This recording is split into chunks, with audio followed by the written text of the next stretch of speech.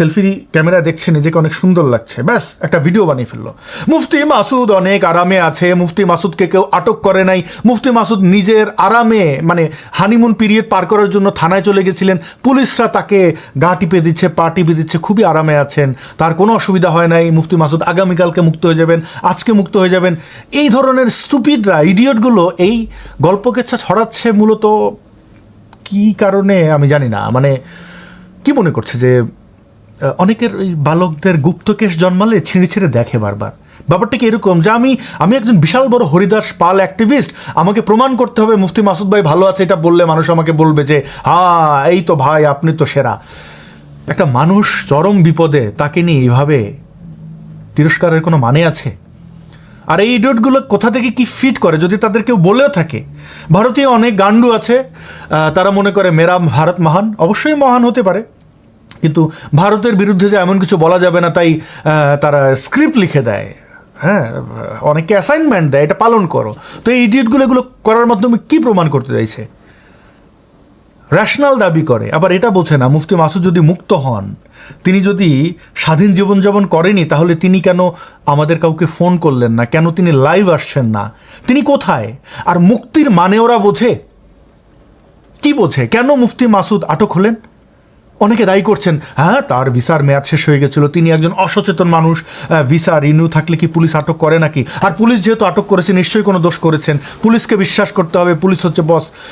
দেখুন মুফতি মাসুদের সাথে যখন এই ঘটনাটি ঘটে তখন হয়তো কয়েক ঘন্টা পেরিয়ে গেছে, কিন্তু আমি জানতাম যে স্থানীয় কিছু নির্বোধ বা উগ্রপন্থী বা মুসলিম বিদ্বেষী ব্যক্তিরা মাসুদ ভাইয়ের বাড়িতে ঢিলপাটকেল মারে এবং তিনি অতিষ্ঠ হয়ে থানায় গেছেন এবং পুলিশ তাকে উল্টো আটক করেছে কারণ তার কাছে কোনো বৈধ ভিসা ছিল না, এরকম অনেক ঘটনা। তো বিষয়টি নিয়ে কি আমি অনলাইন পোস্ট করিনি তো, কারণ ফেসবুক তো কোনো আদালত নয়। আর বর্তমানে যে অবস্থা দেখছি তাতে তো ভালোই করেছে যে এই স্টুপিডগুলোকে জানায়নি, কিন্তু কোনো কারণে আমাদের অনেক অ্যাক্টিভিস্টরা এই বিষয়ে পোস্ট করেছেন, যেই পোস্ট অনেকের কাছে পৌঁছে যায়, ভালো খারাপ বলবো না, করে ফেলেছেন। আমি অনেকে অনুরোধ করেছি যে আপাতত একটু এই পোস্টগুলো হাইড রাখা হোক, কারণ পুলিশ হয়তো আজ রাতে ছেড়ে দেবে, মানে যেদিন তাকে নিয়ে যাওয়া হয়েছে পরদিনের কথা বলছি। 24 ঘন্টা পেরিয়ে গেল, তাকে পুলিশ ছাড়েনি। ভারতের সময় রাত 10টায়, অর্থাৎ দ্বিতীয় দিন রাত 10টায় আমরা সবাই মিলে এই বিষয়ে ফেসবুকে লেখালেখি শুরু করি এবং যারা যারা পোস্ট অনলি মি বা হাইড করেছিলেন তাদেরকে অনুরোধ করি যে দুঃখিত, আমরা যে চেষ্টাটা করেছিলাম অর্থাৎ তাকে ছেড়ে দেবে পুলিশ, কিন্তু না। এবং মাসুদ ভাই আমাকে উকিলের মাধ্যমে থানার লকআপ থেকে জানিয়েছেন যে তিনি মনে করছেন তাকে জেলে পাঠানো হতে পারে, তাই সোশ্যাল মিডিয়ায় তার ব্যাপারে তার সাথে যেটা ঘটেছে সেটা জানানো হোক এবং আন্তর্জাতিক বিভিন্ন হিউম্যান রাইটস অর্গানাইজেশনকে তার এই সিচুয়েশন জানানো হোক। আমরা সবাই প্রতিবাদ করেছি। তারপরে দেখলাম কিছু ব্যক্তি এই মুক্তি হয়ে গেছে, মুফতি মাসুদ ভালো আছেন, মুফতি মাসুদকে ধরে নিয়ে যাওয়া হয়নি, মুফতি মাসুদ বাংলাদেশে যেতে চাইছিলেন এই জন্য তাকে অ্যারেস্ট করা হয়েছে। কত ধরনের গালগল্প, এই গালগল্পগুলো দিয়ে আপনারা কি প্রমাণ করলেন ভাই? ওই বালকের মতো গুপ্তকেশ জন্মেছে দেখাতে হবে বারবার। সিলেটি একটা প্রবাদ আছে যে ফুন্দনাই রুম হরে উরুম দুরুম, এটা যারা সিলেটি আছেন তারাই বুঝবেন আমি কি বোঝাতে চাইছি। মুফতি মাসুদ ভিসা সংক্রান্ত কোনো অবহেলা করেননি। তিনি 2017 সালের মাঝামাঝি সময় ভারতে ফ্লাই করেছিলেন এবং তিনি বৈধভাবেই ভারতে অবস্থান করছিলেন। ভিসার মেয়াদ শেষ হয়ে যাওয়ার আগে আগে রিনিউর জন্য অ্যাপ্লাই করেছেন, একের পর এক, মানে বছরের পর বছর তিনি এভাবে ভিসা পেয়ে যাচ্ছিলেন, তার ভিসা রিনিউ হচ্ছিল। কিন্তু পাসপোর্টের মেয়াদ বলে তো একটা বিষয় থাকে, সেটি যখন শেষ হয়ে যায় নতুন পাসপোর্ট করার জন্য তিনি বাংলাদেশ হাইকমিশন যান, অনেক চেষ্টা করেন। মানবতার মা কি বলি সেই আম্মা আমাদের শেখ হাসিনা ক্ষমতায় ছিলেন, তার মৌলবাদী যতগুলো জঙ্গি এই কলকাতা হাইকমিশনে ছিল তারা মুফতি মাসুদের পাসপোর্ট রিনিউ করে দেয়নি। তারপরে অনেক চেষ্টার পরে তিনি পাসপোর্ট রিনিউ করেছেন এবং নতুন করে ভিসার জন্য অ্যাপ্লাই করেছিলেন ভারত সরকারের কাছে, কিন্তু ভারত সরকার মনে করেছে, এফআরআরও মনে করেছে যে না, তাকে ভিসা দেওয়া যাবে না, কোনো কারণে মনে হয়েছে রিজেক্ট করেছে। তাদের রিজেক্ট করার সেই অধিকার রয়েছে। আবার মাসুদ ভাইয়েরও আবার ভিসার জন্য অ্যাপ্লাই করার অধিকার রয়েছে। তিনি সার্বিক তথ্য প্রমাণ, মানে কেন তিনি ভারতে থাকবেন বা কেন তিনি বাংলাদেশে ফিরে যেতে পারবেন না, এগুলো সব সংগ্রহ করছিলেন। আবার নতুন করে ভিসার জন্য সাবমিট করার আগেই ঘটনাটা ঘটে গেছে।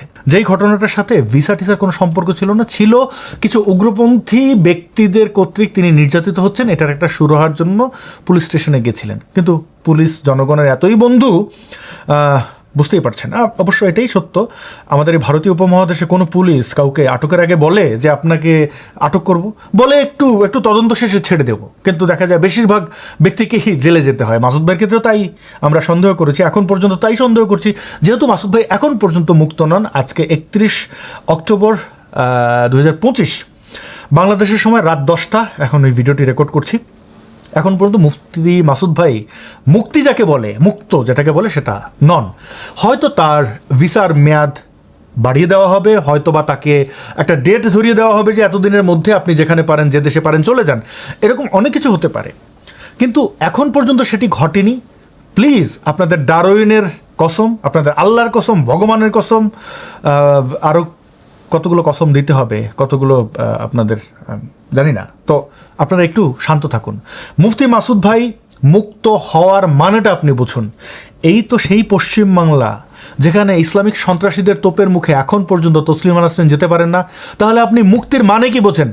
তিনি পুলিশ স্টেশন থেকে ছাড়া পেলেন, তার মানে কি তিনি মুক্ত? তিনি এতদিন ইন্ডিয়ায় ছিলেন, আপনারা জানতেন? অফিসিয়ালি তিনি বলেননি। এখন তো অফিসিয়ালি আপনারা জানেন যে তিনি ভারতের পশ্চিমবাংলার এই অমুক জায়গায় তমুক জায়গায় অবস্থান করছেন।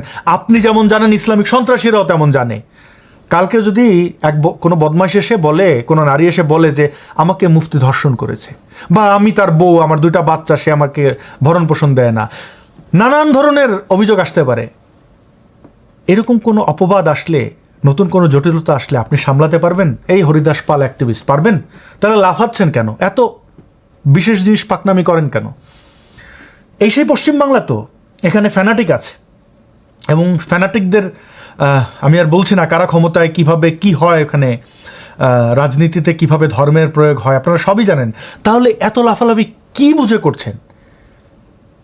আজ যদি মুফতি মাসুদ পুলিশের কাছ থেকে মুক্তি পান, তিনি তো মুক্ত নন। তিনি কি ওয়েস্ট বেঙ্গলে নিরাপদ? তিনি কি ভারতে নিরাপদ? তাহলে লাফাচ্ছেন কি বুঝে? কিসের মুক্তি? মুক্তির মানে কি? আপনার মতো আমি জানি না কে কে এগুলো করেছেন, কিন্তু আমি হাজারো মেসেজ পেয়েছি, হাজারো গার্বেজ, মানে দেখা গেল খুব সিরিয়াস মোডে, খুব জরুরি কথা, মুফতি মাসুদকে মুক্ত করার একটা চমৎকার সমাধান পেয়েছি। ফোন ধরলাম, সে বলছে যে আপনি ইয়েকে ফোন করেন, নরেন্দ্র মোদীকে। কেউ বলছে আপনি প্রেসিডেন্টকে ফোন করেন, কেউ বলছে যে আপনি অমিত শাহকে ফোন করেন, কেউ বলছে শুভেন্দুকে ফোন করেন। আরে ভাই, আমি তো হরিদাস পাল, আমার সাথে কেন মোদী কথা বলবে? এই বেসিক জ্ঞানটা নাই। কেউ বলছে আমি আইনজীবী নিয়োগ করে ফেলেছি, কালকেই তার হাইকোর্ট থেকে বেল হয়ে যাবে। আরে চবর্গীয় সম্মানিত ব্যক্তি, তার নামে মামলাই হয়নি, আপনি হাইকোর্টে পাঠিয়ে দিলেন কি বুঝে? আর মামলা হলে হাইকোর্ট, যত সব, মানে বাঙালিদের একটা বড় সমস্যা কি জানেন? এরা জানে না 1 ছটাক, বুদ্ধি দেয় 16 আনা। মানে এই যন্ত্রণায় অতিষ্ঠ। অনেক পরিচিত মানুষের সাথে রূঢ় আচরণ করতে আমি বাধ্য হয়েছি, কারণ এই সিরিয়াস একটা সময় আপনার এই গার্বেজ শোনার আমার সময় নাই। মুফতি মাসুদ তিনি মুক্ত হয়ে আপনাদেরকে জানাবেন। প্লিজ তার ব্যাপারে আপনি আপনার দায়িত্ব নিয়ে নিন না। আপনাকে তিনি অথরিটি দেন নাই যে আপনার দায়িত্ব, তাঁর দায়িত্ব আপনি নিয়ে নেবেন। আপনি সোশ্যাল মিডিয়া গরম করে তাকে মুক্ত করে ফেলবেন, এই অথরিটি আপনাকে তিনি দেন নাই। একটু চুপচাপ থাকেন। মুক্তির মানে বোঝেন, কিভাবে মুক্ত হতে হয়, কিভাবে নিরাপদ থাকতে হয়, নিরাপত্তার সংজ্ঞা বোঝেন। আর জালালউদ্দিন রুমির সেই উক্তিটি একটু মনে করিয়ে দিই, যে কখনো ঘর থেকে বের হয়নি তার কাছ থেকে যাত্রার অভিজ্ঞতা নিয়েন না। যে মানে আইন আদালতের বোঝে না, কোনটা আটক কোনটা অ্যারেস্ট সেটা বোঝে না, কোনটা পুলিশ কাস্টাডি কোনটা জেল হাজত বোঝে না, তার কাছ থেকে এই কোনো মানে কি বলি, এটা সময় নয় মুফতি মাসুদের কত আপন আমি এটা প্রমাণ করার। এটা সময় নয় যে আমি কত বড় একজন সচেতন অ্যাক্টিভিস্ট এটা প্রমাণ করার। এটা সময় মুফতি মাসুদ নিরাপদে তিনি নিরিবিলি থাকতে পারছেন কিনা, তিনি যেখানে থাকতে চাইছেন সেরকম কোনো পরিবেশ আমরা তাকে দিতে পারছি কিনা, এটা সেই সময়। মুফতি মাসুদ সেই ব্যক্তি যিনি কিনা এই উপমহাদেশের মধ্যে প্রথম ইসলাম ত্যাগ করে এই এই যে বর্বরতা, সেই বর্বরতার বিরুদ্ধে তিনি বিদ্রোহ করেছেন। পরিবার পরিজন, নিজের একটা সুন্দর গোছালো সংসার, ভালো ইনকাম, ধর্ম ব্যবসা সব কিছু ছেড়ে যিনি এই উপত্যকার মানুষের মুক্তির জন্য আত্ম উৎসর্গ করলেন এক প্রকার, সেই মানুষটিকে আমরা ফেলে জবাই করে দিচ্ছি আমাদের যার যার লাইক কমেন্ট টিআরপির স্বার্থে, যে যার মতো করে ব্যবহার করছি।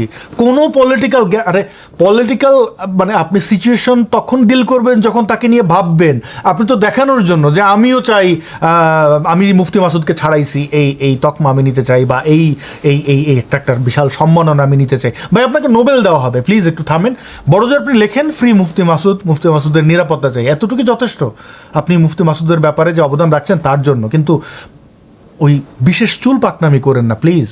আর যদি করেন, আর সেই পাকনামির জন্য যদি মুফতি মাসুদ কোনোভাবে ক্ষতিগ্রস্ত হন, আমি কথা দিচ্ছি আমি বেঁচে থাকলে আপনার এই পাকনামির স্বাদ আমি মিটিয়ে দেব। অনেক ভালো থাকুন প্রিয় বন্ধুগণ।